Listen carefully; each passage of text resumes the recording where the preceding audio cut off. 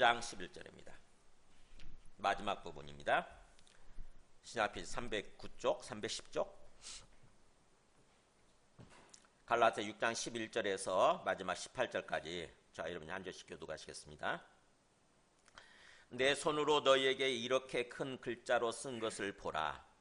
무릇 육체의 모양을 내려 하는 자들이 억지로 너희에게 할례를 받게 함은 그들이 그리스도의 십자가로 말미암아 박해를 면하려 함뿐이라. 할례를 받은 그들이라도 스스로 율법은 지키지 아니하고 너희에게 할례를 받게 하려 하는 것은 그들이 너희의 육체로 자랑하려 함이라. 그러나 내게는 우리 주 예수 그리스도의 십자가 외에 결코 자랑할 것이 없으니 그리스도로 말미암아 세상이 나를 대하여 십자가에 못 박히고 내가 또한 세상을 대하여 그러하니라. 할례나 무할례가 아무것도 아니로되 오직 새로 지으심을 받는 것만이 중요하니라. 무릇 이 규례를 행하는 자에게와 하나님의 이스라엘에게 평강과 긍휼이 있을지어다. 이후로는 누구든지 나를 괴롭게 하지 말라. 내가 내 몸에 예수의 흔적을 지니고 있노라. 형제들아, 우리 주 예수 그리스도의 은혜가 너희 심령에 있을지어다. 아멘. 앉으시겠습니다. 드디어 갈라디아서 오늘 마지막 마무리하는 부분입니다. 여러분 갈라디아서를 몇 번 읽으셨는지 모르겠어요.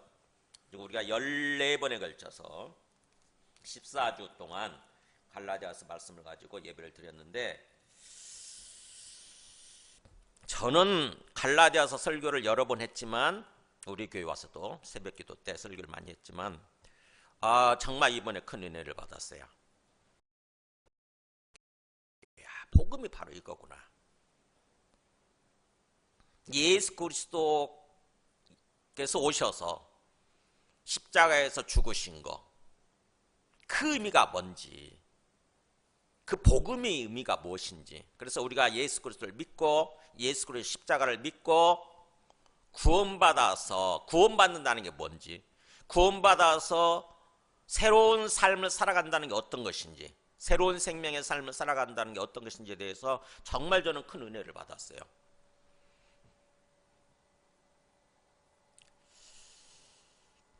여러분이 이 짧은 성경이지만 그래도 굉장히 압축되어 있다 보니까 좀 그냥 대충 읽어서는 모릅니다. 한 단어 한 단어 깊이, 한 표현 하나하나 이렇게 생각하면서 반복해서 읽으셔야 이 의미구나. 사도 바울이, 또 하나님께서 사도 바울을 통해서 뭘 말씀하고 하신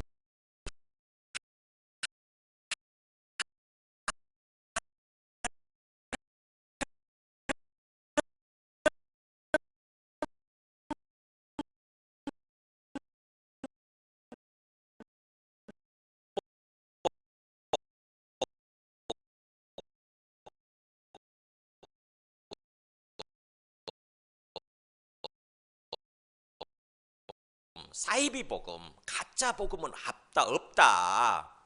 가짜 복음에, 다른 복음에 속지 마라, 이 얘기를 하는 거죠. 그 다른 복음이 뭐냐? 바로 3장 4장에서 얘기를 하죠. 갈라디아 사람들이 속고 있는 지금 다른 복음 뭐예요? 할례 받고 율법을 행하는 거죠. 특별히 미시나 구전 율법들을 행하는 거, 그래야 구원받는다고 생각하는 거, 그게 아니라는 거죠. 그건 가짜다.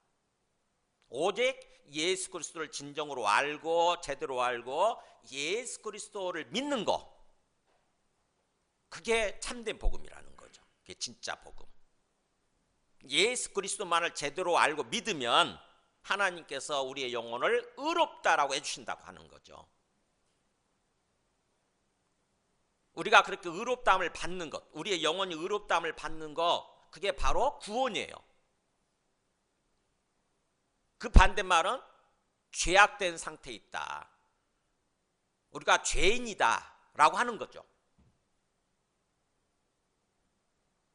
근데 우리가 죄인이었는데, 죄악된 가운데 있었는데, 우리 영혼이 죄에 빠져 있었는데 하나님께서 하나님 보내주신 예수님을 믿었더니, 예수님을 그리스도로 받아들였더니, 그래 너는 이제 의로운 존재가 됐어, 의롭게 되었어 라고 선포해 주시는 거예요.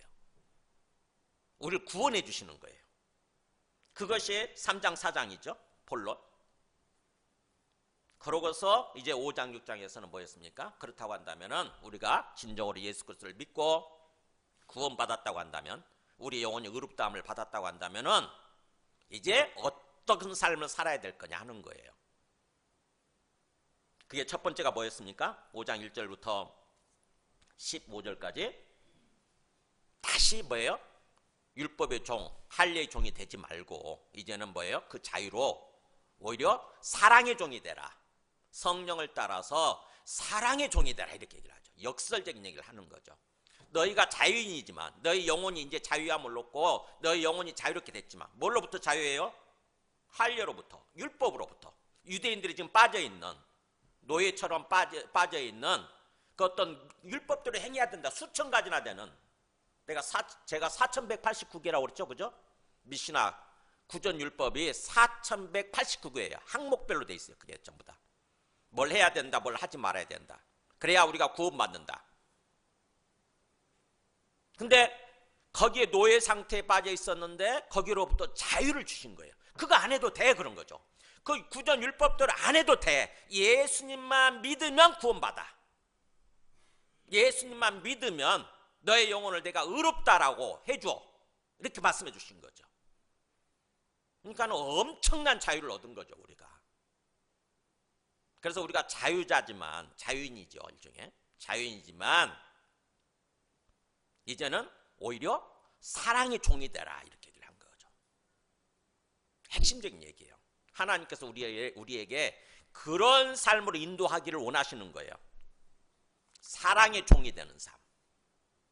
사랑을 해도 되고 안 해도 되는 그런 선택사항이 아니라 해야 되는 거예요.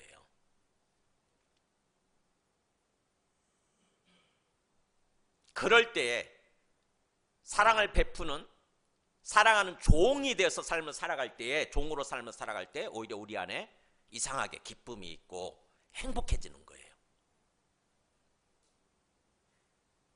우리 심령이 오히려 자유를 누리게 되는 거예요. 우리 심령이 은혜를 누리게 되는 거예요. 그게 참, 어떻게 보면 참 신기하죠. 세상은 그걸 몰라요, 전혀. 왜냐하면 사랑하려면 힘들잖아요.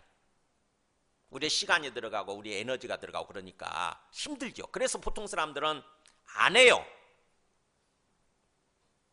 오히려 오직 이기적인 모습으로 내중심적으로 삶을 살아가죠. 그게 편하니까. 그렇게 되면 내가 오히려 성공할 것 같으니까. 그러나 그렇지 않다고 하는 것입니다. 속는 거예요. 사단이 주는 그런 어떤 속삭임에 속는 거예요. 예수 그리스도를 믿고 우리의 심령이 자유함을 얻어서 오히려 사랑의 종으로서 살아가는 것. 그 다음에 두 번째 뭐였죠? 16절부터 5장 16절부터 26절까지는 육신을 따르지 말고 성령을 따라 행하라 그랬죠. 성령을 따라 행해야 된다. 성령을 따라서. 이것도 세상 사람들은 꿈도 못 꾸죠, 그죠? 상상도 못 해요. 성령이 뭐야 그러지? 성령이 뭐야? 하나님의 영이죠. 예수님 믿으면 성령을 다 모든 사람한테 성령을 보내주시는 거예요. 그 마음속에. 그래서 성령이 24시간 내내 우리 마음속에 상주하시는 거예요. 항상 계시는 거예요. 일평생 내내. 심지어는 우리가 잠을 잘 때도, 화장실에 갈 때도 성령은 항상 우리 안에 계시는 거예요. 살아계시는 거예요. 뭐 때문에 그렇게 성령이 보내졌을까요? 네, 우리를 인도하기 위해서, 우리를 가이드하기 위해서, 완전한 천국까지, 영원한 천국까지 우리를 인도하기 위해서, 우리의 가이드로서 성령을 보내주신 거예요. 또 다른 하나님이잖아요, 성령은. 성부, 성자, 성령, 삼위일체 하나님 들어보셨어요? 또 다른 하나님이에요, 하나님.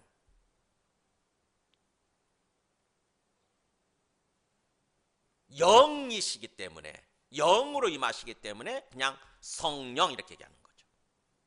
그 하나님이신 분이 우리 안에 들어오셔가지고 항상 24시간 내내 상주하고 계신다고 생각해 보세요. 천지개벽할 일이에요. 이거는요. 천지개벽할 일이다고. 상상도 할 수 없는 일이 일어난 거죠. 그래서 세상 사람들은 절대 죽었다 깨어나도 몰라요. 이 성령에 대해서는. 그냥 예수님 믿으면 뭐예요? 그냥 뭐 죽어서 천당 간대. 그래서 예수님 믿고 그런데 이렇게 좀 알고 있는 거지. 뭐 성령을 받게 되고 성령이 우리 삶을 인도해 가신다고 하는 걸 전혀 모르는 거죠. 근데 우리 예수님 믿는 사람들은 성령을 받아서 성령을 따라서 성령의 인도하심을 따라서 삶을 사는 거다. 살아야 되는 거다. 라고 얘기를 지금 하는 것입니다. 그래서 우리 예수 믿는 사람들도 이 부분에 있어서 제대로 교육이 안 되고 훈련이 안 돼 있다 보니까 역시 예수 믿는 사람들도 이 부분에 있어서 굉장히 연약해요. 성령을 따라서 행할 줄을 모르는 거예요. 어쩌다 한번 예배드리고 어쩌다 한번 예수님 생각하고 어쩌다 한번 이렇게 교회 나오게 되면 그게 예수 믿는 거다 이렇게 생각을 하는 거죠. 그래서 세상 사람들의 삶과 별로 다를 바가 없어져 버리는 거예요.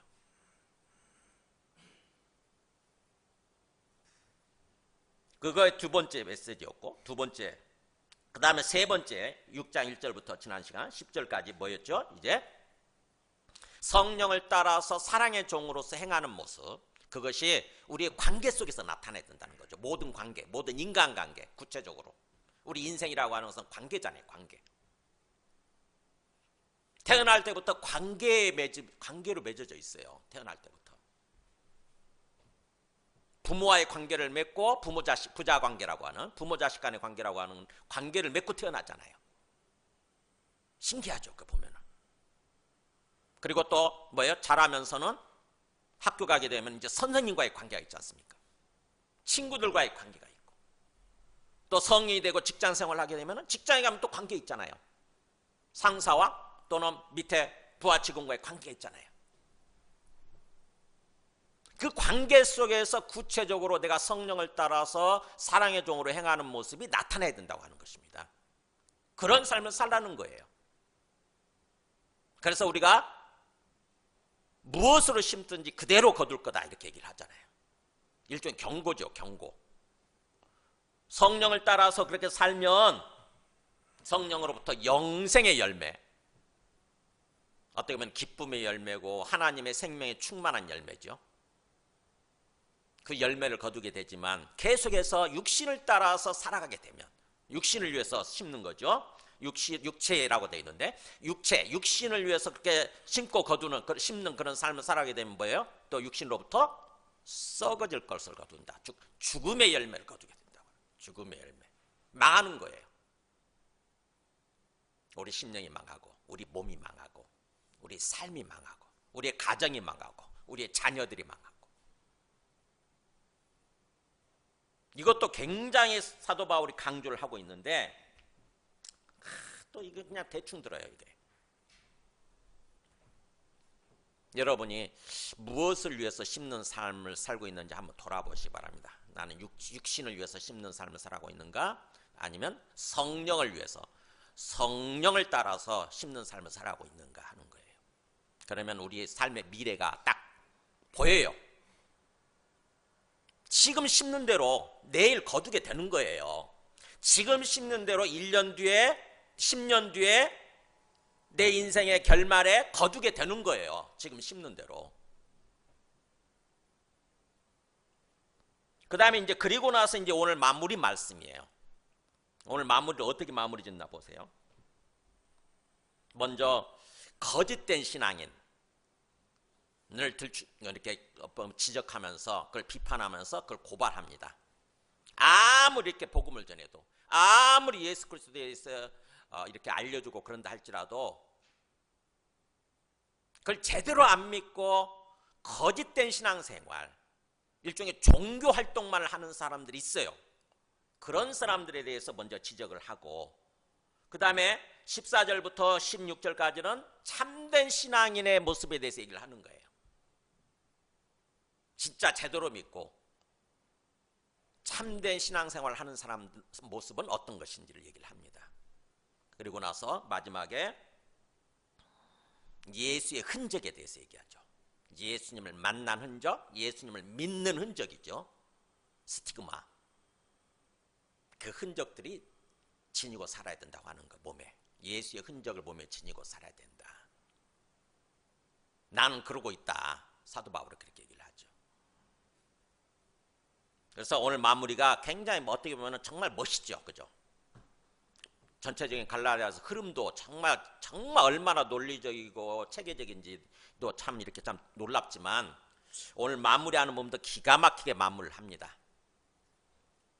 마치 목회자가 설교하는 거 똑같아요. 그래서 말씀은 설교입니다. 사실은 말씀은 설교예요. 모든 성경은 설교예요. 사실은요. 자, 보세요. 먼저 11절부터 13절까지 보면은 거짓된 신앙인들, 거짓되고 위선적인 신앙인들이죠.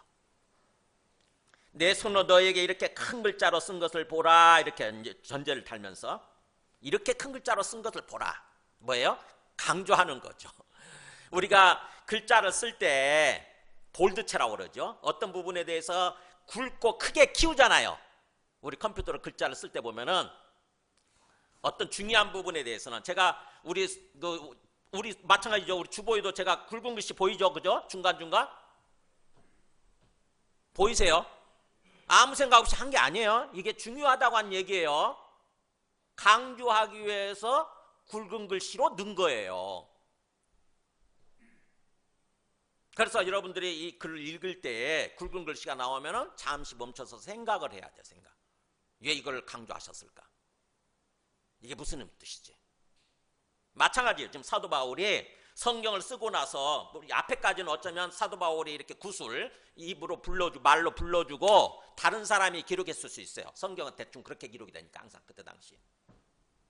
근데 여기 와서는 사도 바울이 직접 큰 글씨로 쓰는 거예요. 마치 우리가 문서에다가 마지막 내 사인을 큰 글씨로 이렇게 사인하듯이 사도 바울이 지금 사인처럼 그렇게 큰 글자로 쓰는 것입니다. 그러면서 이걸 보라는 거예요. 이렇게 큰 글씨로 그래 있잖아요. 이렇게 큰 글자들로 복수겠죠, 당연히. 큰 글씨들로 쓴 걸 보라. 무슨 말이에요, 이게? 무슨 의도예요? 이게 중요하다는 것입니다. 내가 이게 말하고자 하는 거라는 거예요, 이게. 지금 이 갈라디아서가. 이게 중요하다는 거죠. 강조하는 거예요. 그러면서 무릇이란 말은 누구든지 그런 뜻이에요. 누구든지 육체의 모양을 내려 하는 자들이 그때 당시에 복음을 듣고 예수님을 제대로 믿지 않는 사람들이에요. 그냥 뭐예요? 예수님을 믿어도 육체의 모양을 내려 하는 사람들이에요. 육체의 모양이 뭐죠? 육체의 모습. 겉모습이에요. 겉모습. 심령이 중요한데 우리의 심령, 우리의 영혼이 중요한데 자꾸 이 사람들은 예수님을 제대로 믿지 않다 보니까 항상 겉에 드러난 것만을 자꾸 사람들한테 드러내서 강조하고 자랑하고 그러려고 하는 사람들 있잖아요. 항상 사람들한테 비춰지는 모습, 이게 중요한 거죠. 대개 위선적인 신앙인들, 위선적인 종교 활동을 하는 사람들이 다 그렇습니다. 이 사람들은요, 하나님 앞에서가 중요한 게 아니라 항상 뭐예요? 사람들한테 내가 어떻게 비춰질까? 사람들이 나를 어떻게 바라볼까? 요게 중요해요. 요게 항상 사람을 의식하죠. 그러면 위선적인 신앙에 빠집니다. 사람들이 있을 때는요, 뭔가 잘하는 것처럼 보여요. 이렇게 그럴듯하게 얼굴 표정도 딱 하고 표현도 아이고 집사님 이렇게 뭔가 막 그래요. 할렐루야. 근데 혼자 있을 때는 뭐예요? 그게 하나님 앞에 있는 건데 혼자 있을 때는 완전 위선적인 모습으로 사는 거예요. 거짓된 모습으로. 그게 종교인이라고 그래. 종교인. 거짓된 종교인들. 그때 당시 사도 바울이 복음을 전했을 때도 뭐예요? 갈라디아에서 복음을 전했을 때 그런 사람들이 찾아오잖아요.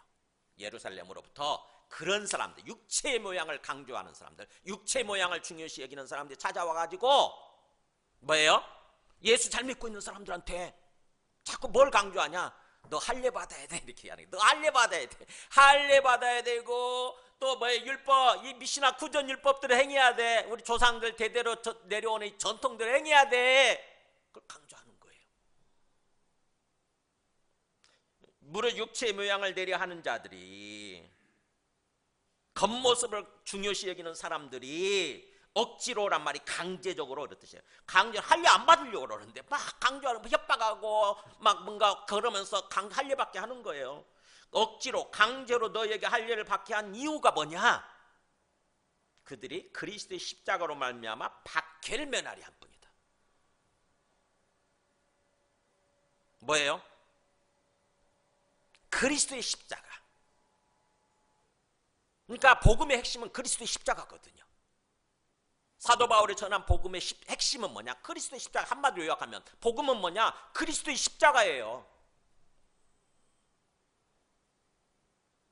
근데 그 사람들이 이 그리스도의 십자가를 전했을 때 그리스도의 십자가 때문에 유대인들이 핍박을 하는 것입니다. 박해를 하는 거예요. 죽이는 거예요. 출교를 시키고. 유대교에서 유대교 그 공동체 있잖아요. 너는 우리 마을에서 나가. 너는 우리 공동체에서 나가. 이렇게 출교를 시키고 그 다음에 뭐예요? 오히려 죽이기까지 하는 거예요. 박해를 하는 거예요. 마치 스데반이 그렇게 해서 죽잖아요. 스데반이 그리스도의 십자가를 강조하면서 복음을 전했더니 그때까지 예수님을 믿지 않고 있었던 사울이 중심이 돼가지고 스데반을 핍박하고 박해하다가 결국 돌로 쳐 죽이잖아요. 그래서 초대교회 때는 유대인들에 의한 핍박, 유대인들에 의한 박해가 주였어요. 그러면 유대인들이 왜 그렇게 크리스천들, 그리스도의 십자가를 믿는 사람들을 박해했느냐? 유대인들은요, 그리스도의 십자가를 받아들일 수가 없었어요. 왜요? 그리스도는 기다리는 사람들, 그 사람들은. 그리스도가 메시아란 말이에요. 히브리어로 메시아 그러죠. 메시아. 우리말로 하면 구원자예요. 구원자. 구약을 통해서 메시아가 올 거다라고 하는 것은 성경에 예언되어 있으니까 그 사람들은 수천 년 동안 메시아를 기다린 거예요. 그 메시아 그리스도가 드디어 왔어요. 왔다는 거예요. 예수가 그리스도라는 거죠. 예수가 그리스도. 근데 그리스도가 오셔서 그들은 그리스도가 올 때 정말 영광스러운 모습으로 찬란한 뭔가 빛나는 모습으로 올 거라고 생각을 했거든요. 그래서 그리스도가 오게 되면은 왕으로 세워지게 되고 다윗 왕 같은 그런 위대한 왕으로 세워지게 되고 그러면 다른 나라들을 다 복속시키게 되고, 복속이란 말이 뭐예요? 굴종시키는 거죠. 다윗 왕 때 그랬거든요. 주변 나라들이 다 다윗 왕에게 복속돼 가지고 다윗 왕한테 갖다 막 재물을 갖고 오면서 그렇게 했어요. 공물을 갖다 주는 거죠. 그래서 다윗 왕의 통치를 받는 거죠. 메시아가 오게 되면 그럴 줄 알았거든요. 지금 우리가 노마의 침략을 받아서 노마의 식민지 지배를 받고 있는데, 노마가 우리를 통치하고 있는데, 메시아가 왔다고 한다면 그 노마로부터 우리를 자유롭게 해서, 우리를 해방시켜서 우리가 독립국가가 될 거라고 생각을 한 거예요.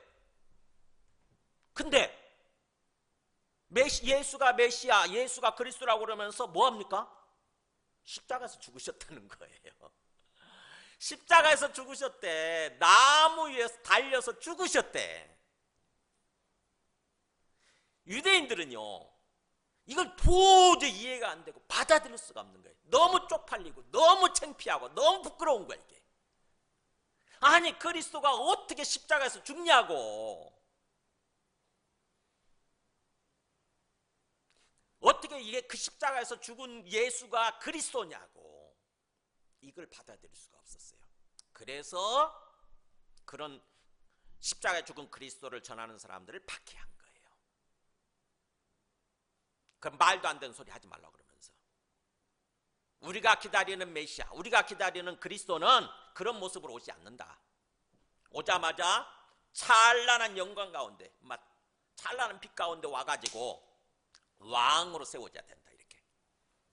그래서 우리를 로마의 식민지로부터 우리를 해방시키고 우리가 독립국가가 될 뿐만 아니라 다른 모든 나라들이, 이 세상 모든 나라들이 우리에게 복종하는 그런 세상이, 그게 메시아가 온 거다.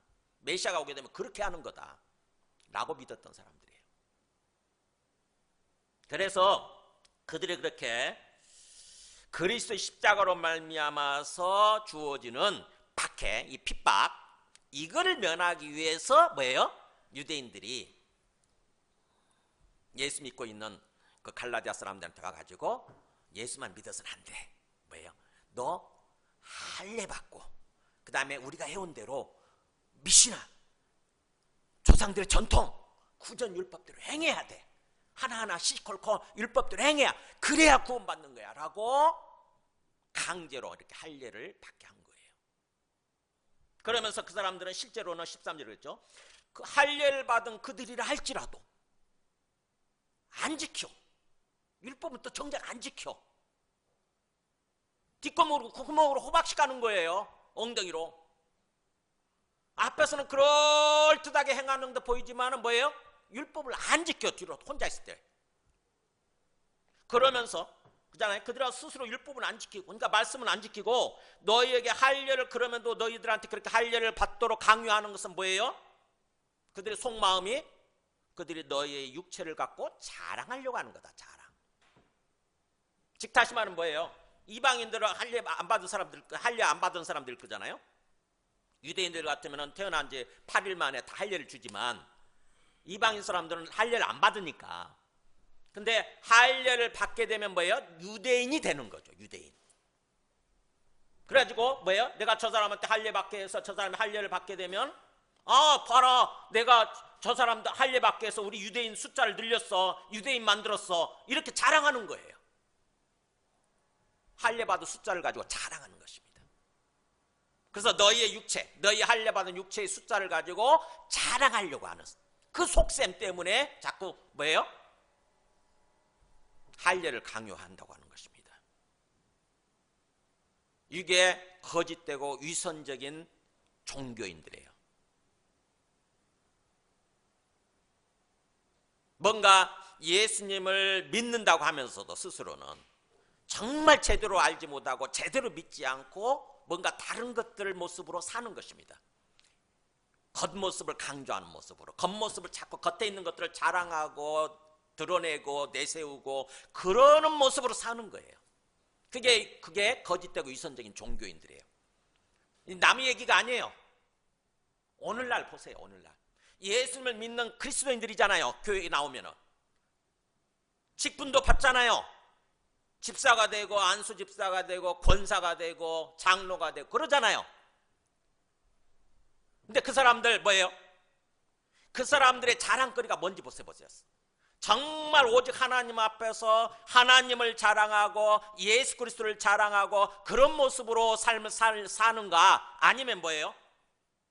겉에 받은 거, 나 권사라고, 나는 대사랑의 교회 권사예요, 난 대사랑의 교회 순장이에요,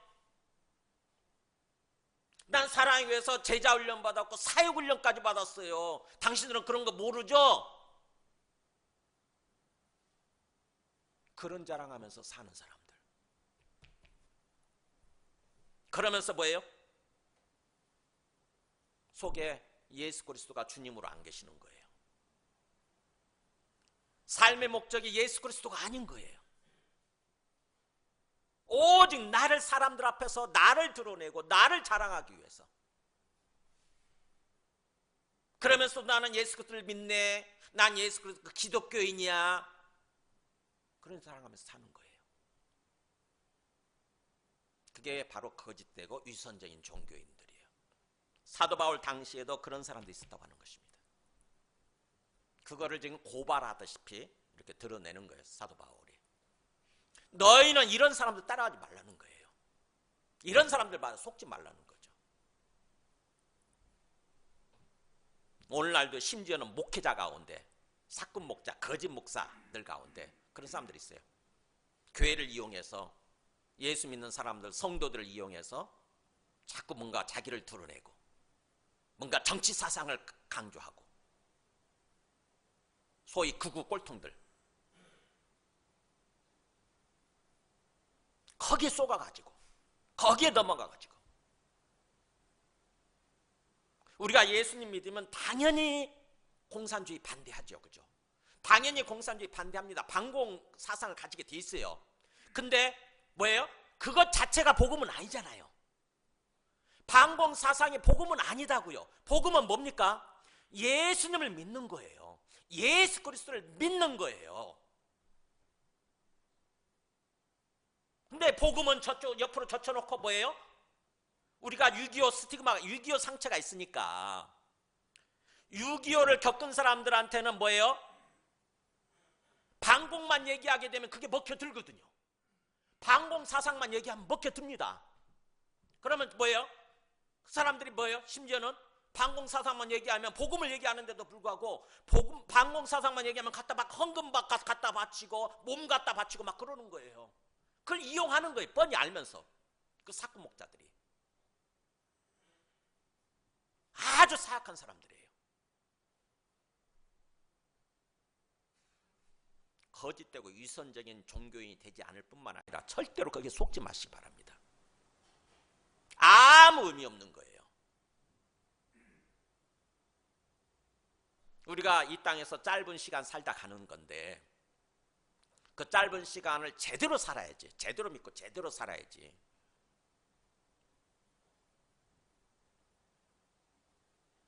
지금 사도 바울 당시에 그렇게 육체의 모양을 내려고 하는 사람들, 로마서 이 부분을 로마서 2장에서 로마서는 조금 더 길게 자세히 쓰고 있다고 그랬죠? 갈라디아서보다. 로마서에서는 뭐라고 있나 보세요. 로마서 2장 28절에 보면은 보세요. 무릇 표면적 유대인이 아니다 그렇잖아요. 겉만 유대인, 아브라함 자손들이라고 해서 유대인, 진정한 유대인이 아니라는 거죠. 그리고 표면적 육신의 할례가 아니다. 몸뚱아리에 겉에 할례만 받았다고 해서 하나님이 말씀하시는, 하나님이 원하시는 진정한 할례가 아니라는 거죠. 어디 이면적 유대인, 이면적, 속에 내면적 그런 뜻이잖아요. 마음으로부터, 심령으로부터 진정으로 유대인, 나는 하나님이 택하신 하나님의 백성이고 하나님의 자녀야라고 하는 이면적 유대인이에요. 나는 진정한 그리스도이냐, 나는 예수님을 믿는 진정한 그리스도이냐, 참된 신앙이냐라고 하는 그 마음, 그게 중요하다는 거죠. 그 사람이 진정한 유대인이고, 그래서 할례라고 하는 것은 뭐예요? 마음에 이루어져야 된다는 거죠. 마음에. 할례는 마음에 할지니 심령에 이루어졌다는 거예요. 심령에 할례. 근데 유대인들은 그렇게 생각 안 했거든요. 그냥 겉에 할례만 하면 나는 유대인이고, 그러면 나는 하나님의 백성이고 하나님이 구원해 주셨어, 이렇게 생각하는 거죠. 겉에 할례만 행하면, 마치 우리가 세례를 놓고 세례만 받으면 나는 신앙인이고 나는 그리스도이냐, 난 구원받았어, 난 죽으면 천국 가, 이렇게 생각하는 거 똑같아요. 난 세례만 받았으니까, 세례만 받으면. 중세시대 때, 종교교육 시대 때 그렇게 주장하는 사람들이 있었어요. 세례가 중요하다 보니까, 성경 세례가 중요하다고 얘기하잖아요.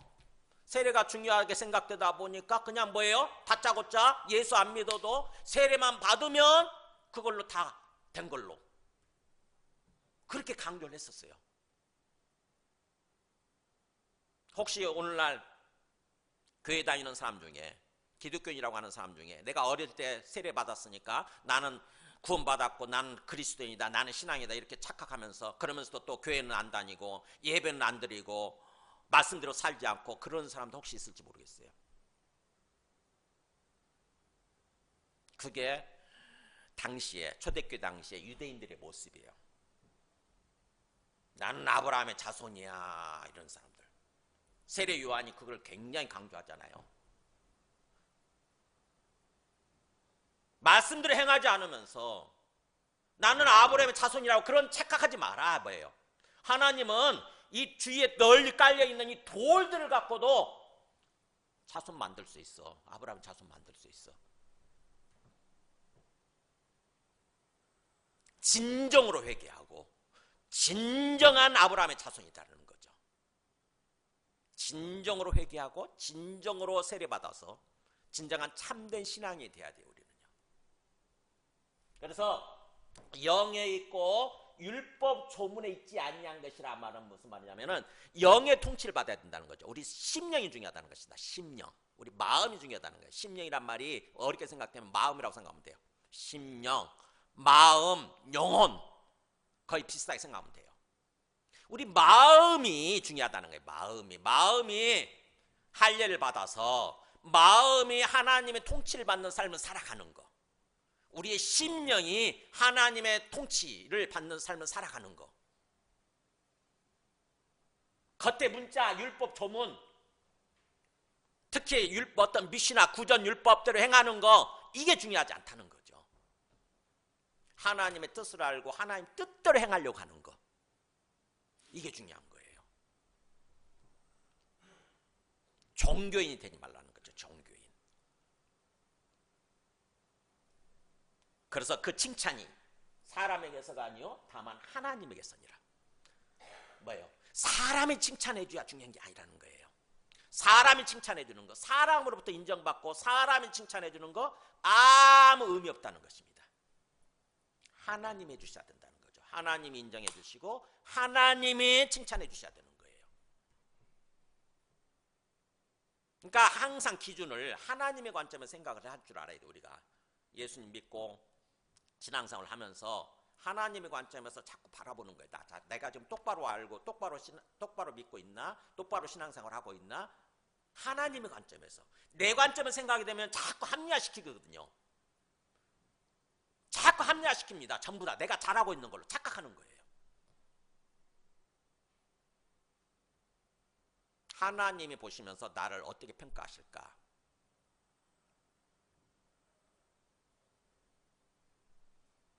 그래서 그때 당시에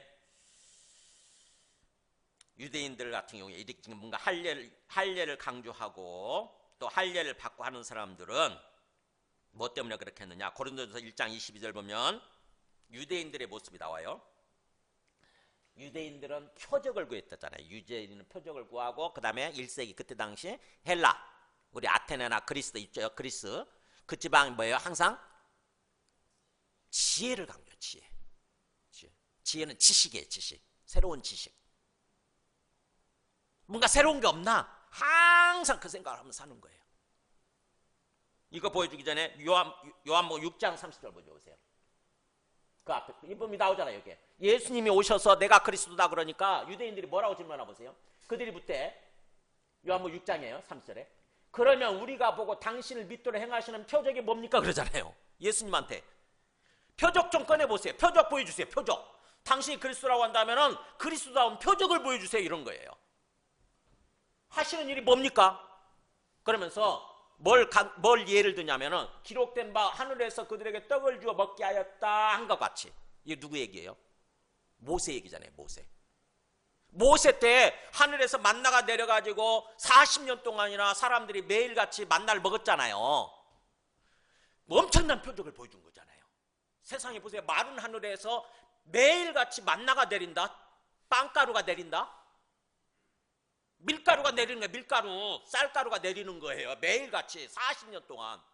그래가지고 그걸 먹고 살았잖아요. 엄청난 표적이지. 그래서 사람들은요 모세에 대해서 인정을 하는 거예요. 모세는요 엄청난 표적을 보여줬다는 거지. 그런 것처럼 그런 거예요. 그렇게 기록된 것 같이 우리 조상들은요 모세로 인해서 광야에서 만나를 먹었나이다 그러잖아요. 그런 것처럼 예수 당신이 그리스도라고 한 다음에 표적 보여주세요. 모세 못지않은 그 표적 보여줘 보세요. 그런 거예요. 그게 유대인들은 표적을 구하는 모습이 항상. 예수님 표적 보여주셨어요? 안 보여주셨어요?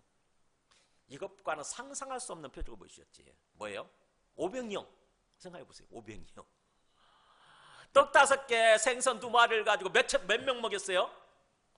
남자들만 5,000명. 여자아이들까지 합치면 적어도 15,000명 이상을 먹인 거예요. 1인분 분량을 가지고. 엄청난 표적을 보여줬어요. 그런데도 불구하고 계속 이런 요구를 하는 거야.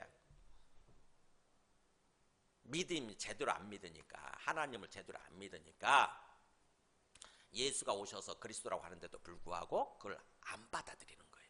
그러니까 자꾸 새로운 거, 새로운 표적 자꾸 이걸 구하는 거죠. 그게 유대인들의 모습이에요. 그걸 가지고 얘기하는 것입니다. 또 사도행전 17장 보면은, 사도행전 17장 19절 보면은 보세요. 사도 바울이 그 헬라 지방에 가서, 고린도 지방에 가서 복음을 전할 때 뭐라고 보세요? 이 아테네네, 아레오바고니까. 그를 붙들어 아레오바고로 끌고 가면서 말하기를 뭐냐면은, 너가 말하는 이 새로운 가르침이 무엇인지 우리가 알 수 있겠느냐 그래요. 예수가 오셔서 죽고 부활하셨대. 죽고 부활했다고 그러니까 이거 새로운 거잖아, 그잖아요. 듣도 보지 못한 새로운 거거든요. 그러니까 눈이 번쩍 뜨이면서 자세히 들어보기 위해서 사도 바울을 끌고 아레오바고, 이거 보면 광장이에요, 광장. 그 광장으로 가면서 야, 좀 자세히 얘기해봐라, 그런 거예요. 너가 어떤 이상한 것을 우리 귀에 들려주니 그 무슨 뜻인지 알고자 하노라. 뭔가 이상한 건데 한 번도 들어보지 못한 새로운 이건에 이상한 거네. 그러니까는 좀 새로운 거 자세히 얘기해봐, 자세히. 그래가지고 모든 아테네 사람들이에요. 모든 아테네 사람과 거기서 나그네된 외국인들이, 거기서 머물고 있는 외국인들이 다 뭐예요? 가장 새로운 거예요. 항상 이게 지혜거든요. 가장 새로운 것, 지식, 새로운 지혜, 새로운 지식을 말하고 듣는 거에는 달리 시간을 쓰지 않습니다. 그때 당시의 사회 분위기예요. 지혜를 자꾸 새로운 지식, 새로운 지혜를 구하는. 그걸 가지고 아까 고린도전서 1장 22절 다시 돌아와서 얘기를 하는 것입니다. 유대인들은 그렇게 항상 표적을 구하고 헬라인들은 항상 지혜, 지식을 찾는데, 그런데 사도 바울이 전한 것은 뭐예요? 우리는 십자가에 못 박힌 그리스도입니다. 그리스도가 오셨는데 십자가에서 죽으신 거예요. 십자가 나무로 돼 있잖아요. 나무에 달려서 죽으신 거예요. 그러니까 유대인들은요, 뭐예요? 이게 말도 안 되는 소리인가? 이게 못 받아들이는 거예요. 하늘로부터 주어지는 엄청난 표적을 요구했더니 우리가 가장 싫어하는 십자가에서 나무에 달려서 죽었다고 하는 것은 저주받은 거거든요. 저주받은 거예요. 근데 그리스도가 오셔서 저주받아서 죽었대. 그게 그리스도래. 이걸 어떻게 받아들이냐고. 그래서 유대인들한테는 받아들이기 힘든, 꺼리끼는 것이 되는 거예요, 이게. 뭐 도저히 못 믿겠다, 이거. 예수를 그리스도로 도저히 못 받아들이겠다. 그리고 이방인들, 헬라인들한테는 뭐가 되는 거예요? 새로운 지혜가 아니라 미련하고 멍청한 거고 무지한 거예요. 무식한 거예요. 말도 안 되는 소리야. 아니, 십자가에서 죽은 예수가 그리스도래, 구원자래. 이게 말이 되는 소리냐고. 어떻게 죽은 존재가 살아나. 그러나 보세요, 오직 부르심을 받은 자들, 하나님의 콕 집어가지고 하나님 넌 일로 와 해가지고 하나님의 사랑을 받고 하나님이 불러낸 사람들이죠. 세상으로부터. 너는 똑같이 그렇게 마귀 새끼로 살면 안 돼. 짐승처럼 마귀 새끼로 살면 안 돼. 이제 내게로 와서 나의 자녀가 되고 나의 백성이 돼서 내가 인도하는 삶을 살아야 된다. 이렇게 우리를 구원해 주시는 사람, 구원받은 사람들이죠. 오직 부르심을 받은 자들에게든 그들이 뭐 신분이 유대인이 됐던 헬라인 이방이 됐던 간에 뭐라고 되어 있습니까? 그리스도는 하나님의 능력이고 하나님의 지혜가 되는 거예요. 그리스도는 어떤 그리스도냐면 십자가에 못 박힌 그리스도죠. 십자가에 못 박힌 그리스도 이야기는 맞다, 이게 하나님의 능력이고 하나님의 지혜구나. 이것을 통해서 하나님 우리를 구원해 주신 하나님의 능력이 되는 것이고, 이것을 통해서 우리를 구원해 주시고자 하는 하나님의 지혜가 되는 거죠. 그래서 예수님을 진정으로 믿고 구원받은 사람들한테는 그리스도의 십자가에 못 박힌 그리스도의 십자가가 이해가 되고 오히려 감사하게 되는 거예요. 그 얘기를 하는 것입니다.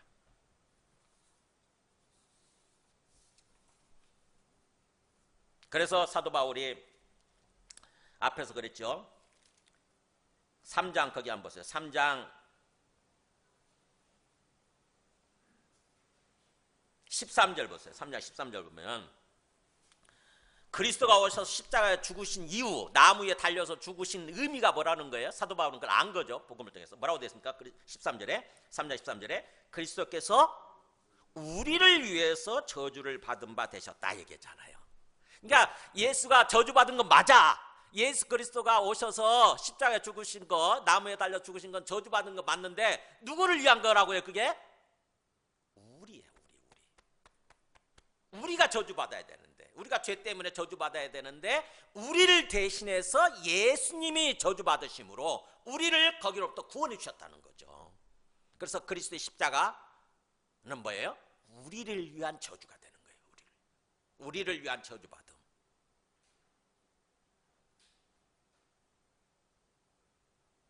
그러니까 어떻게 보면 오히려 역으로 적극적으로 그리스도의 십자가 의미에 대해서, 십자가에 못 박힌 그리스도의 의미에 대해서 이렇게 깨우쳐 주는 거죠.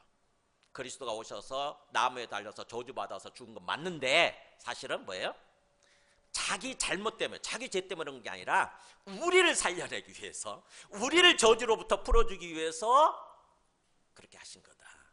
우리 대신에 저주받으신 거다. 그래서 그게 복음이라는 거죠. 기쁜 소식, 구원의 길이 되는 거예요. 그러면서 이제 오늘 핵심입니다. 14절부터 16절 보세요. 세상 사람들은 그런 식으로 제대로 예수님을 안 믿고 예수 그리스도를 잘 모르는 거죠. 믿는다고 하면서 기독교인이라 그러면서도, 신앙이라고 그러면서도 잘 모르고 제대로 안 믿고 있는 거예요. 세상 사람들은 그런 길을 걸어가고 있지만 그러나 내게는 그러잖아요. 그러나 나는 달라 이거잖아요. 그러나 나는 뭘 믿고 뭘 자랑하면서 사느냐? 우리 주 예수 그리스도의 십자가 외에 결코 자랑할 것이 없다. 우리 주 예수 그리스도의 십자가 외에는 결코 나는 다른 거 자랑하지 않을 거야 이거예요. 세상 사람들이 육체의 모양을 자랑하는데, 할례 받은 육체의 모습을 가지고 자랑하는데, 세상적인 것들, 뭐 직분 받은 거, 돈 많은 거, 학벌 좋은 거, 많이 배운 거, 뭐 권사 받은 거, 장로 받은 거, 이딴 걸 가지고 자랑할지 모르지만 나는 달라. 난 그렇게 살지 않아 이거예요. 사도 바울이. 나는 우리 주 예수 그리스도 십자가, 그것만 자랑하면서 살 거야 이겁니다. 그래서 그리스도로 말미암아, 정확히 풀네임으로 얘기하면 우리 주 예수 그리스도죠. 우리 주 예수 그리스도의 십자가로 말미암아 세상이 나를 대해서 오히려 십자가에 못 박히고, 또 나도 또한 세상을 대해서 그렇게 십자가에 못 박혔느니라 이거예요. 그러니까 뭡니까 이게? 세상 사람들은 어떻게 살든지 간에 나는 세상 사람들 사는 것과 상관없어. 세상 사람들이 어떤 망하는 길을 가든 간에 나는 상관없다고. 나는 그들 뒤를 따라가지 않겠다는 거죠. 관계 끊고, 그 사람들과 관계 끊고 나는 내 길을 가겠다는 것입니다. 오직 예수 그리스도의 십자가를 믿고 예수 그리스도의 십자가만을 자랑하는 그런 삶을 살겠다는 것입니다. 그래서 할례나 무할례가 아무것도 아니로되, 할례를 받았든 안 받았든, 유대인이든 헬라인이든 그게 아무것도 아니라는, 그 중요하지 않다는 것입니다. 오직 뭐예요? 주 예수 그리스도의 십자가로 말미암아서 새로 지으심을 받는 거, 새 생명을 받는 거죠. 이게 새 창조되는 거, 새 생명을 받는 거, 그래서 새 생명으로 살아가는 거, 이것만이 중요하다는 것입니다. 여러분 아마 지금까지 설교를 들으시면서 십자가 엄청 많이 들어보셨을 거예요. 저도 많이 들었습니다. 근데 문제는 뭐냐면은 지금 사도 바울이 얘기하고자 하는 이 십자가가 아니더라고요. 잘못 얘기하는 거예요. 자기도 잘 모르면서 냅다 그냥 십자가를 강조하는 거예요. 심지어는 그걸 강조하다 보면 이런 식으로 얘기하더라고. 뭐 피 묻은 십자가. 그럴듯하죠. 그죠? 피 묻은 십자가. 피가 뚝뚝 떨어지는 십자가. 그래서 막 뭐예요? 나는 그거 무슨 말인지도 모르겠는데, 마음속에 다가오지도 않는데 막 그렇게 얘기하니까 나는 모르는 게 창피한 거야. 그래서 살짝 숨기는 거예요. 그걸 드러낼 수는 없고. 피 묻은 십자가. 피가 뚝뚝 떨어지는 십자가. 그 의미가 아닙니다. 지금 사도 바울이 여기서 얘기하고자 하는 것은, 잘 보세요. 우리 주 예수 그리스도의 십자가예요. 그래서 그냥 십자가가 아니라 정확 그리스도의 십자가인 것이고, 조금 더 얘기하면은, 자세히 얘기하면 예수 그리스도의 십자가인 것이고, 풀로 얘기하게 되면, 완전하게 얘기하게 되면 우리 주 예수 그리스도의 십자가예요. 무슨 말이냐? 고린도전서 2장 2절 보면은 이게 제대로 아는 게 중요하니까. 고린도전서 2장 2절에 보면 이렇게 얘기해 보세요. 내가 너희 중에서, 이거 잘 읽어볼까요? 시작. 예수 그리스도와 그가 십자가에서 못 박힌 것 외에는 아무것도 알지 아니하기로 작정했다, 이렇게 얘기하죠. 내가 너희들 가운데서 말씀을 전할 때 두 가지죠. 두 가지 보세요. 예수 그리스도라는 사실과 그 다음에 그분이 십자가에 못 박히신 거, 이거예요, 이거. 그러니까 우리가 자칫하게 되면은 그냥 십자가 하나만 생각한다고. 십자가. 그러면 몰라요. 무슨 의미인지를 모른다고. 사도 바울이 얘기하고자 하는 게 뭔지를 모르는 게 되는 거예요. 그 사람들이 그런 식으로 복음을 전하더라고. 뭐예요? 사도 바울은 먼저 예수가 그리스도라는 사실을 아는 게 중요하다는 거죠. 예수가 그리스도라는 사실을 알아야 돼요. 그래야 그분이 십자가에서 죽으신 게 무슨 의미인지를 아는 거예요. 예수가 그리스도라는 사실을 어떻게 알죠? 로마서 1장 4절에 뭐라고 돼 있어요? 성결의 영어로는 죽은 자들 가운데서 부활하사 능력으로 하나님의 아들로 선포되셨다. 즉 다시 말하면 뭐예요? 예수님이 하나님의 아들 그리스도이신데 뭘 통해서 우리가 아는 겁니까? 부활이에요, 부활. 예수님의 부활했다는 그 사실로 인해서 비로소 예수님이 그냥 인간 예수가 아니라 이 땅에 오신 하나님의 아들로서 확정되는 거예요. 예수가 하나님의 아들이야 돼요. 하나님 아들. 하나님의 아들, 하나님이셔야 되는 것입니다. 이게 마음속에 확실히 알아져야 돼요. 예수님을 믿되 뭘로 믿냐면 하나님의 아들로 믿어야 되는 거예요. 하나님의 아들. 그래서 그분을 주님이라고 그러는 거예요. 하나님을 향해서 주님이라고 부르듯이 예수님을 향해서도 주님이라고 부를 때는요, 예수가 하나님의 아들이라는 사실이에요. 하나님이신 거예요, 하나님. 뭘 통해서 아느냐? 부활을 통해서. 그래서 우리가 신앙생활의 출발점은 뭐예요? 항상 부활이에요. 부활부터 시작하는 거예요. 사도들도 그렇게 됐어요. 사도들도 예수님이 십자가 죽으실 때 잘 몰랐어요. 그래서 다 도망쳤다고. 나 살려라 그러면서 다 도망쳤다고. 그런데 부활하셔가지고 딱 나타났을 때 비로소 영적인 눈이 확 밝아진 거야. 우리가 알았던 예수 선생이 하나님의 아들이셨네. 하나님이 오셨다고 이 땅에. 그래서 예수님이 하나님의 아들 그리스도라는 사실 알고 나서 그 다음에 십자가로 접근하는 것입니다. 그래서 그러면 십자가에서 하나님의 아들이 왜 죽으신 거예요? 하나님의 아들이 어떻게 죽을 수가 있어? 분명히 죽으셨잖아요. 하나님의 아들이신데 죽으셨어요. 사실은 죽으시기 위해서 인간의 모습으로 오신 거죠. 인간은 다 죽게 돼 있으니까. 그럼 왜 죽으셨느냐? 하나님의 아들이신 분이 왜 성육신 하셔가지고 인간의 모습으로 오셔서 왜 죽으셨느냐? 로마서 3장 23절. 로마서에서 자세히 뭐라고 기록하나 보세요. 어떻게 기록하나요? 보세요. 모든 사람이 죄를 범했다고 하는 거죠. 모든 사람, 우리 모든 인간, 여러분들이나 저나 모든 인간이 죄를 범하고, 이 죄의 핵심 뭐죠? 하나님을 부인하는 거잖아요. 하나님을 부인하고 하나님을 떠나는 것입니다. 하나님을 모르는 채 살아가는 거예요. 그게 죄의 핵심이에요. 모든 사람이 죄를 범하였음에 그래서 하나님으로부터 떠나가지고 하나님과 원수돼서 살면서 살아가고 있을 때, 그래서 하나님의 영광에 이르지 못했다는 말은 영광스러운 하나님 수준까지 이르지 못했다는 거예요. 하나님 앞에 가까이 나아가서 하나님과 교제하면서 삶을 살아야 되는데 그렇게 되지 못했다는 거예요. 그랬는데 하나님의 아들 예수가 오셔서 25절 읽어볼까요? 이 예수를 하나님이 그의 피로써 믿음으로 말미암는 화목제물로 세우셨다. 나오죠. 하나님의 아들 예수가 오셔서 십자가에 죽으셨는데 십자가에 죽으신 것이 바로 뭐라고 합니까? 이거는 뭐라고 표현하고 있어요? 피라고 표현하고 있어요. 그의 피. 이게 십자가에 죽으심이에요.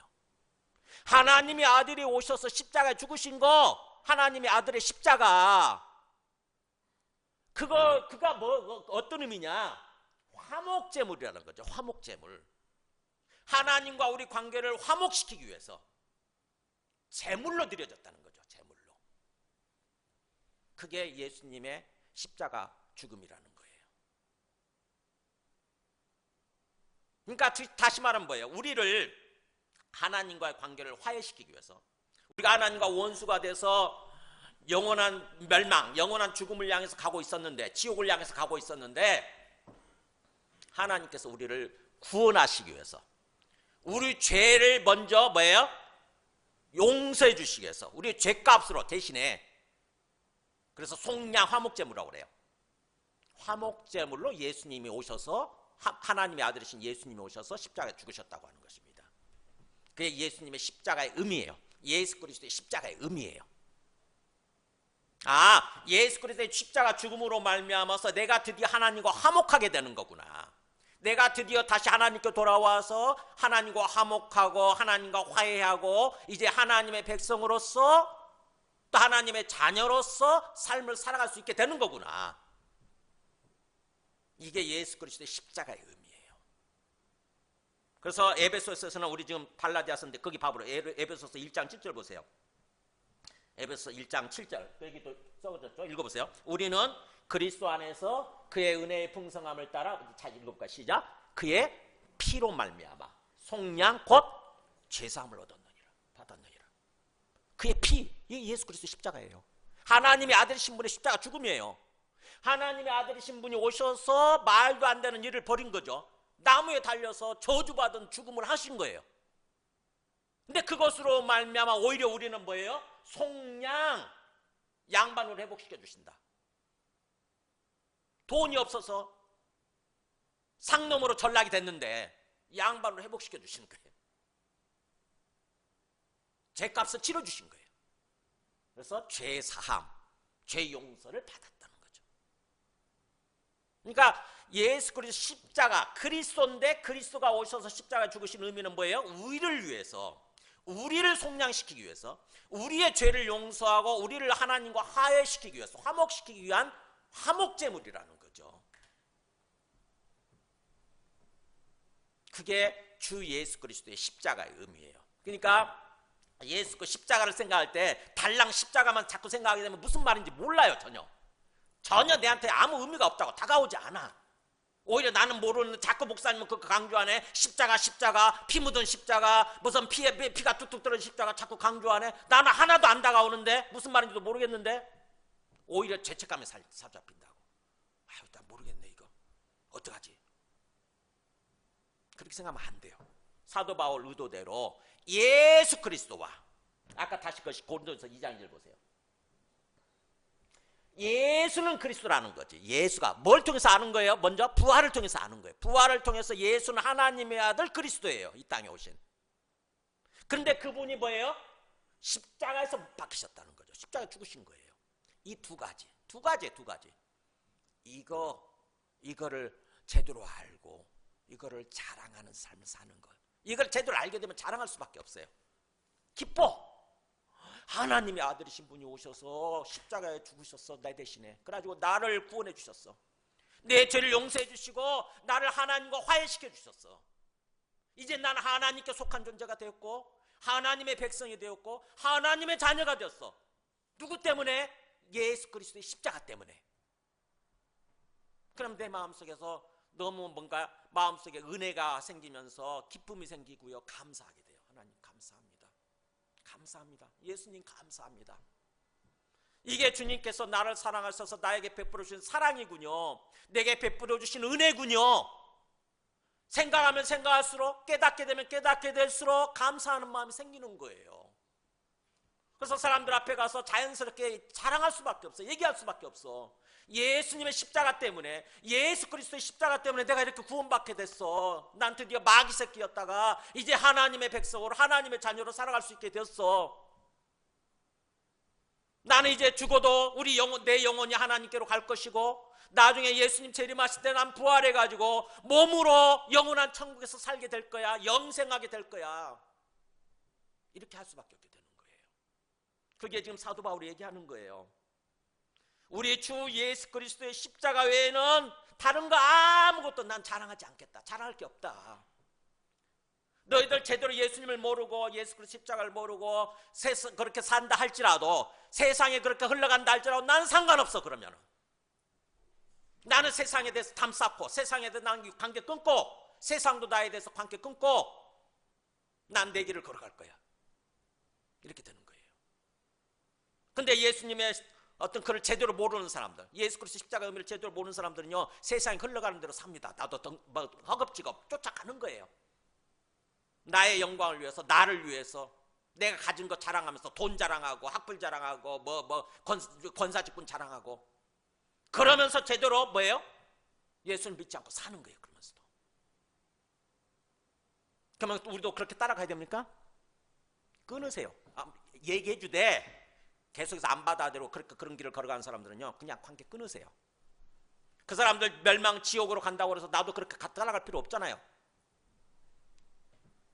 복음을 얘기를 해주되, 정확히 얘기해 주되 안 받아들이면 어쩔 수가 없어요. 그냥 지금 사도 바울이 그런 겁니다. 그리스도로 말미암아, 십자가에서 못 박힌 그리스도로 말미암아 세상이 나를 대하여 십자가에 못 박히고, 오히려 뭐예요? 세상이 나에 대해 죽었다는 거지. 세상은 나 상관없어. 세상은 죽었어. 그 다음에 나도 또한 세상을 대해서 그렇게 십자가에 못 박혔다. 그러하니라. 나도 죽었어. 관계 끊었어 그냥. 그러면서 세상 사람들은 할례를 중요시 여기고 유대인들 할례를 중요시 여기고 그럴지 모르지만, 할례를 받았던 무할례다든 상관없어. 그거 중요한 게 아니라 오직 예수 그리스도의 십자가로 말미암아서 그걸 믿고 새 생명을 받는 거, 새로 거듭나는 거, 새로 지으심을 받는 거, 새 생명으로 살아가는 거, 이것만이 중요하다는 거죠. 새 생명으로 새로운 삶을 살다가 죽으면 자연스럽게 당연히 우리 영혼이 하나님 계신 곳으로 가게 될 것이고, 나중에 주님 재림하실 때 우리가 부활해서, 우리 영혼이 부활해서 영원한 천국에 들어가게 되고 영원한 천국에서 영원히 살게 될 거예요. 그 믿음을 가지고 사는 거예요. 그래서 16절에 그랬죠. 무릇 누구든지 이 귀를 행하는 자, 앞에서 얘기한 거죠. 예수 그리스도의 십자가 의미를 알고 그걸 말씀대로 그걸 받아들여서 그걸 믿고 사는 사람들이에요. 이게 규례를 행하는 사람들이란 말은 그런 뜻이에요. 이 규례대로, 이 규칙대로, 이 법칙대로 받아들여서 사는 사람들, 그리고 하나님의 이스라엘, 그냥 유대인 이스라엘이 아니라, 육신적인 이스라엘이 아니라 하나님이 바라시는, 하나님이 기뻐하시는 진정한 이스라엘이지. 진정한 이스라엘, 하나님의 백성이죠. 하나님의 참 백성, 예수 그리스도를 받아들여서 신적으로 하나님 백성이 된 사람들한테 뭐가 주어집니까? 평강과 긍휼이 있을지어다. 그게 하나님의 뜻이니까, 하나님 바람이고 하나님 뜻이니까 그렇게 받아들이는 사람들한테는 당연히 뭐예요? 하나님으로부터, 예수님으로부터 마음의 평안이 주어져요. 성령을 통해서 우리 마음속에 평안이 온다고, 신기하게. 그리고 긍휼은 뭐예요? 불쌍히 여기는 거고 사랑이잖아요. 하나님의 사랑이 쏟아 부어지게 되는 거예요. 그런 삶을 사는 것입니다. 이 땅에서부터 긍휼과 평안과 평강과 긍휼이 풍성한 모습으로 항상 성령 충만해서 그런 삶을 사는 거예요.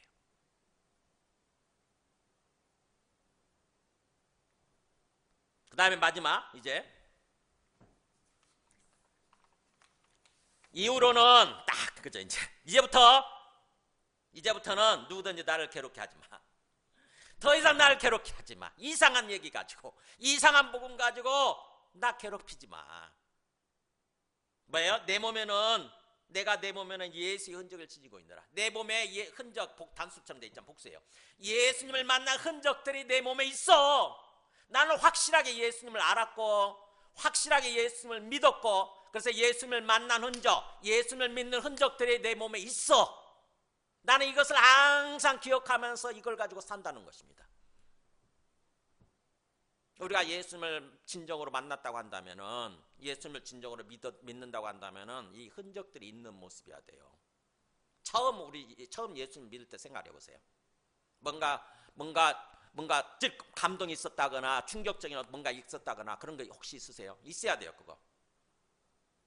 사도 바울은 이 흔적, 예수의 흔적을 놓고 이게 학자들에 따라서 이게 뭘까 막 추상적으로 표현되어 있으니까 이게 뭘까라고 궁금하잖아요. 이게. 여러분, 이게 뭐라고 생각하세요? 사도 바울은 뭘 가지고 얘기를 할까? 뭘 가지고 예수의 흔적이라고 얘기할까? 네, 첫째는요, 사도 바울이 예수님을 믿을 때, 처음 만났을 때 어떤 현상을, 어떤 걸 경험하냐면 눈이 멀어요. 사도행전 9장 9절에 보면 우리 예수님을 만날 때 그 예수 믿는 사람들 다 예수쟁이들 다 잡아 가두기 위해서 다 죽이기 위해서 담에색으로 가고 있었잖아요. 근데 갑자기 하늘에서 빛이 쏟아지잖아요. 그죠? 하늘에서 엄청난 빛이 쏟아지면서 그 빛 때문에 사도 바울 눈이 멀어버린다고. 보세요. 사흘 동안 그래가지고 사흘 동안 보지도 못하고 먹지도 마시지도 아니라 눈이 장님이 돼버린 거예요. 순간적으로.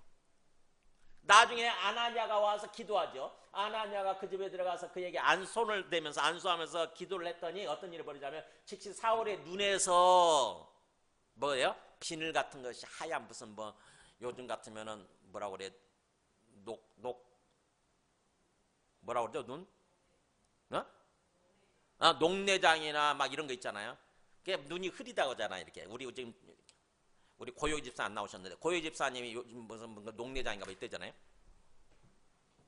그게 벗겨진 거예요. 이렇게 비늘 같은 것이 쫙 뿌옇게 흐렸던 비늘 같은 것이 쫙 벗겨졌다는 거죠. 근데 그래서 이제 볼 수 있게 됐죠. 사도 바울이 볼 수는 있게 됐는데 비늘 같은 것이 벗겨져 다시 보게 된 줄 알았잖아요. 볼 수는 있게 됐는데 그 흔적이 남아 있는 거예요. 그래서 시력이 약한 거예요. 그거를 예수의 흔적이라고 이렇게 표현할 거다라고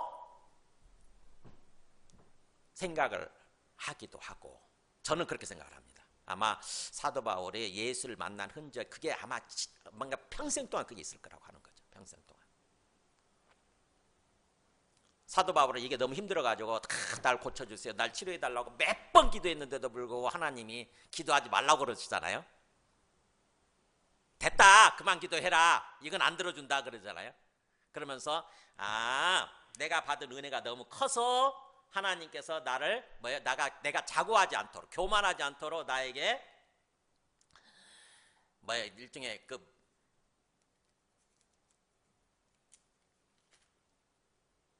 사탄의 사자를 주셨구나. 가시 사탄의 사자를 주셨구나라고 사도 바울은 받아들이게 된 거예요. 나중에 고린도 후서 12장에 보면 나와요. 12장 7절에 보면은 여러 계시를 받은 것이 지극히 크므로 너무 자만하지 않게 하시려고 내 육체의 가시 곧 사탄의 사자를 주셨으니 이는 나를 쳐서 너무 자만하지 않게 하려 하십니다. 이렇게 나와요. 하나님 고쳐주세요. 너무 힘들어요. 나를 고쳐주세요. 그런데 하나님 됐다 그만 기도해. 안 들어줘 이거는. 그러셨다는 거죠. 그래서 사도 바울이 내가 너무 받은 계시가 너무 크기 때문에 자칫하면 내가 교만할 수 있고 내가 넘어질 수 있으니까 하나님이 내 연약함을 허락하셨다고 하는 거죠. 내 연약함 때문에 자꾸 주님을 의지하게 되는 거지. 더욱 그렇잖아요. 우리가 뭔가 몸이 연약하고 우리 삶에 뭔가 연약하고 어려운 부분이 있으면 주님을 진짜로 믿고 의지하게 돼 있거든요. 하나님 주신 복인 거예요. 어떻게 보면은 하나님 내게 베풀어 주신 은혜가 어떤 폭이 너무 크기 때문에 자칫하면 자만하지 않도록 자만하게 될 수 있으니까 그렇게 하지 않도록 하나님이 오히려 나를 사랑하셔서 사탄의 사자처럼 딱 내 앞에 붙여주셔가지고 감시하게 만드신 거예요. 그래서 이것 때문에 자꾸 내가 하나님을 의지하게 되는 거지.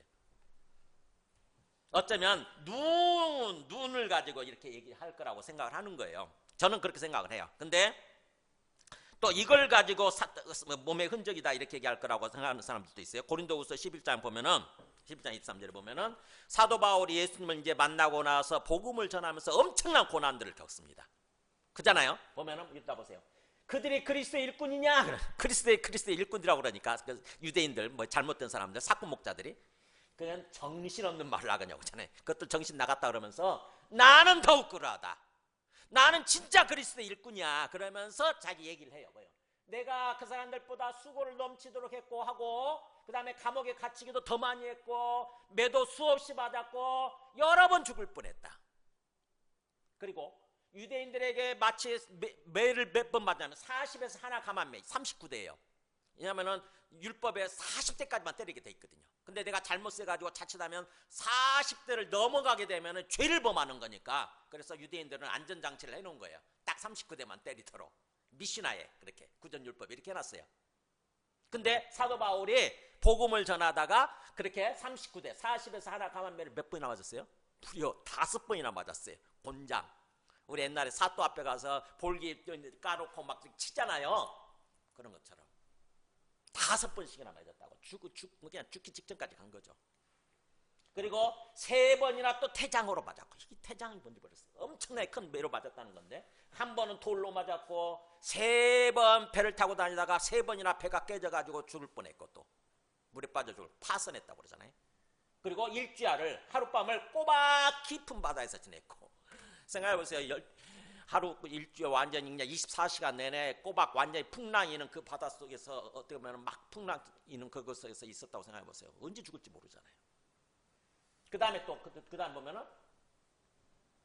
여러 번 여행하면서 때로는 강 속에서 빠져 죽을 위험도 당했고, 강도를 만나서 강도에 죽을 위험도 당했고, 내 동족 유대인들한테 잡혀가지고 죽을 위험도 당했고, 또 심지어는 이방인들한테도 또 죽을 위험을 당했고, 그 다음에 신의 위험, 아마 시냇물도 그랬던 것 같아요. 그 다음에 광야의 위험, 바다의 위험, 거짓 형제. 예수 믿는다고 해서 받아줬더니 보니까는 거짓된 형제야. 안 믿는 사람이야. 사기치는 사기꾼. 그런 사람들 많죠? 거짓 형제, 이단이야. 거짓 형제의 위험을 당하고, 그래서 수고하며 애쓰고 여러 번 자지 못하고 줄이고 목말랐고 여러 번 굶고 춥고 헐벗었노라. 이게 사도 바울이 당한 고난이에요. 이거를 사도 바울이 얘기하는 걸 거다. 그럴듯하죠. 이것도 또. 그죠? 그러니까 뭐예요? 사도 바울이 중요한 것은 뭐예요? 눈이 그랬던 이거 고난을 얘기하든 간에 내가 확실하게 예수님을 만났고 확실하게 예수님을 믿는 흔적이 몸에 있다고 하는 것입니다. 흔적들이. 그래서 누구도 뭐예요? 내가 잘못된 복음을 전한다, 내가 잘못된 그리스도의 일꾼이다, 내가 잘못된 사도다, 이런 얘기 하지 말라는 거예요. 그걸로 나를 괴롭히지 말라는 거예요. 나는 확실하게 예수 믿고 있다고 하는 거죠. 나는 확실하게 예수를 만났고 나는 확실하게 예수 믿고 있어. 흔적이 있다고 내 몸에. 목에 칼이 들어와도 부인을 못하는 거죠. 그 다음부터는. 우리가 이런 삶을 살아야 됩니다. 여러분, 예수님을 진정으로 믿으셔야 돼요. 대충 크리스찬이 되면 안 돼요. 대충. 그건 종교인이에요. 종교인. 아무 쓰잘데기 없는, 아무 의미 없는 그런 식으로 신앙생활을 할 바에는 하지 마세요. 그냥. 아무 의미 없으니까. 정말 똑바로 믿고 제대로 알고 똑바로 믿고 똑바로 신앙생활을 하다 가는 거예요. 불과 얼마 안 되는데. 그나마 우리가 나이 50이 넘으면 반환점을 돌았잖아요. 이제. 그죠? 달리기에서 마라톤에서 반환점을 돌아서 이제부터는 결승선을 향해서 가고 있잖아요. 그러면 결승선만을 바라보는 거예요. 주변 자꾸 기웃거리면서 세상 사람들 어떻게 사나, 아이고 나도 저렇게 해서 성공하고 출세해야 되는데, 나도 저렇게 해서 돈 많이 벌고 그래야 되는데, 내 육신의 욕망을 충족시키면 살아야 되는데, 그러면 안 된다고. 그들이 멸망하기를 간다고 해서 나도 덩달아 갈 필요는 없잖아요. 그들한테 똑바른 길을 알려주되, 복음을 알려주되, 안 받아들이면 관계 끊고 내 길을 가는 것입니다.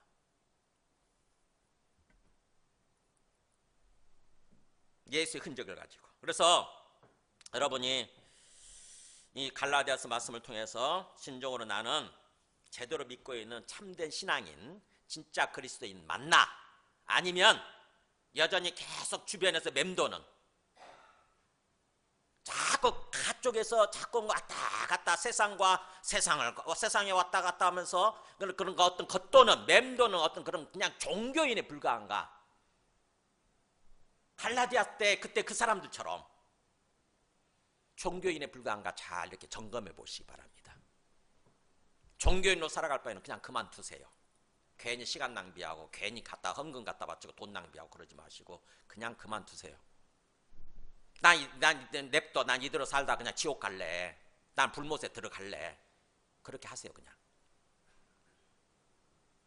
근데 진짜로 예수 그리스도가 어떤 진리라고 한다면, 십자가에서 죽으신 예수 그리스도의 그 이야기가, 그 내용이 진짜 진리라고 한다면 제대로 진짜 받아들여서 진정으로 제대로 믿고 제대로 삶을 살다 가세요. 결단을 내리셔야 됩니다. 마태복음 마지막 말씀 보여드려야 되겠네. 마태복음 7장 21절에 보면은 예수님이 마지막에 산상수훈을 마무리하면서 이렇게 결론 짓잖아요. 그 앞에 마태복음 7장 21절.